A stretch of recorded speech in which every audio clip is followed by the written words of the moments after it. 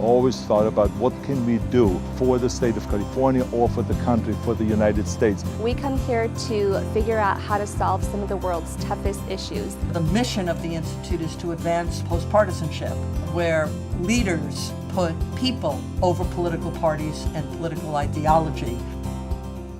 How do we successfully move our environmental crusade forward?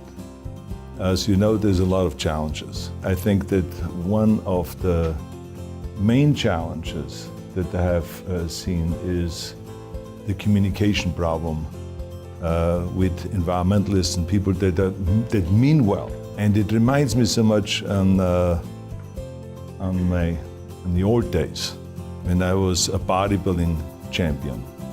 And bodybuilding had the worst image. We kept using, instead of bodybuilding, the word weight resistance training. And that kind of changed everything. It moved up, and all of a sudden, it just was communicated the right way. So this is how successful the movement has become, that everyone now is working out. And I think that we have to also do the same thing on our environmental crusade. Communicate the right way.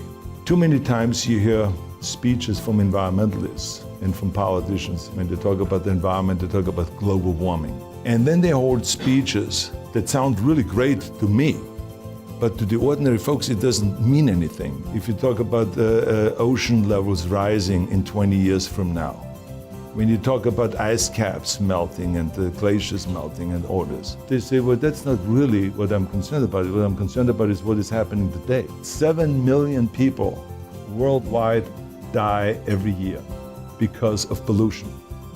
But they don't talk about that. The human mind doesn't operate that way, that we are kind of concerned about things that happen 20 years from now. We are not paying that much attention to that. We should.